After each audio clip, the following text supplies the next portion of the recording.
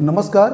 एक भारत श्रेष्ठ भारत के अंतर्गत हम बात करेंगे भारत के पूर्वोत्तर भाग में स्थित त्रिपुरा राज्य की।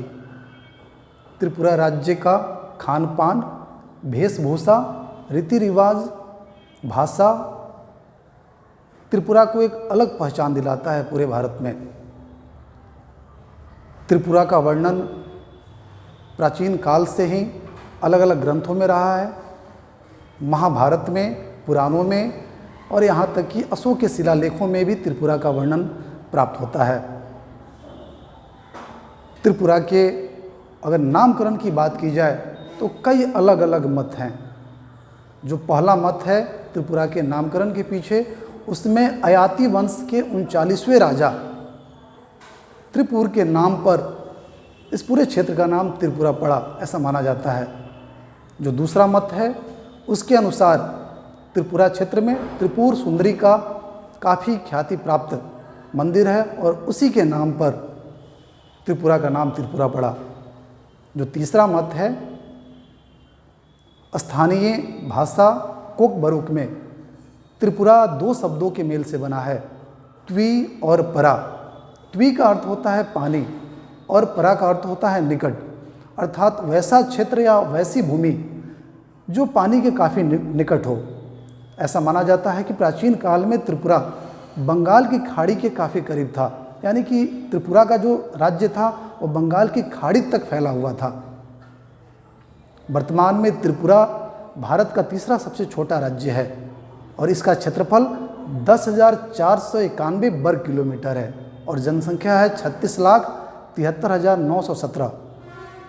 इसकी राजधानी अगरतला है, जो कि कई राजधानियों से होते हुए अगरतला, वर्तमान में अगरतला इसकी राजधानी है।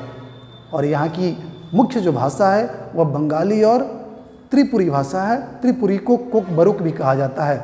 अंग्रेजी भी यहाँ की भाषा है। त्रिपुरा का इतिहास काफ़ी लंबा है और काफ़ी समृद्ध इतिहास है। त्रिपुरा के राजाओं का कालक्रम जो है यहाँ के स्थानीय ग्रंथ राजमाला गाथा से और मुस्लिम जो इतिहासकार हैं उनके वर्णनों से प्राप्त होता है। 7वीं शताब्दी में उत्तरी त्रिपुरा में त्रिपुरा वंश के राजाओं ने कैला शहर से अपना शासन प्रारंभ किया था। कैला शहर को अपनी राजधानी बनाया था। बाद में माणिक्य वंश के जनजातियों ने 14वीं-15वीं शताब्दी में पूरे त्रिपुरा को संगठित किया और गोमती नदी के किनारे, दक्षिणी त्रिपुरा में गोमती नदी के किनारे उदयपुर को, जिसका पूर्व नाम रंगमती था, वहाँ से अपना शासन प्रारंभ किया, यानी कि उदयपुर को राजधानी उन्होंने बनाया। इनका संघर्ष तत्कालीन मुगल साम्राज्य के शासकों से भी होते रहता था, यानी कि मुगल साम्राज्य के शासकों ने भी त्रिपुरा साम्राज्य के शासकों का लोहा माना।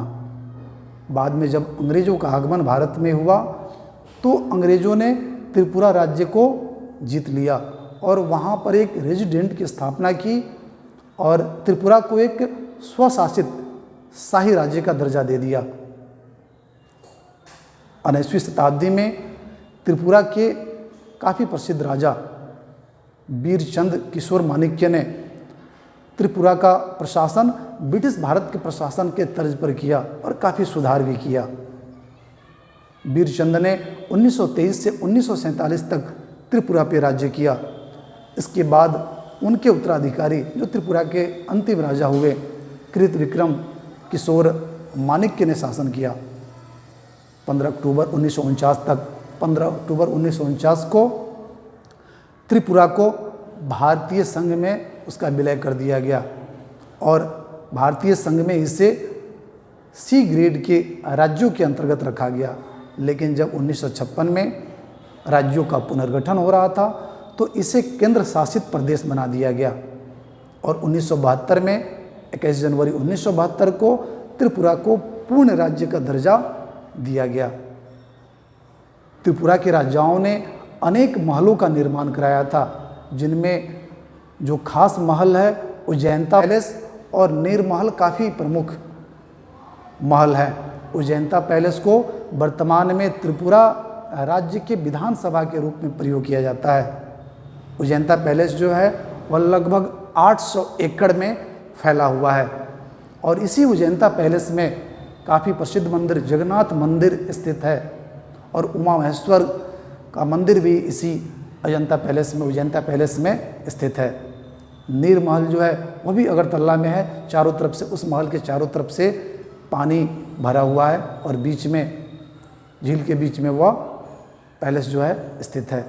तो इस प्रकार काफ़ी दर्शनीय स्थल भी है त्रिपुरा और इसका एक समृद्ध इतिहास रहा है। 14वीं-15वीं शताब्दी में तो यह अपने चरम पे पहुंच गया था, काफ़ी प्रसिद्ध हो गया था त्रिपुरा। वर्तमान में भले ही त्रिपुरा राज्य छोटा है, लेकिन इसकी जो ऐतिहासिक पृष्ठभूमि है वह काफ़ी समृद्ध रही है और वर्तमान में इसका जो खान पान रीति रिवाज जो है वह भारत के दूसरे राज्यों से इसे काफ़ी अलग करता है। इसकी एक अलग पहचान है।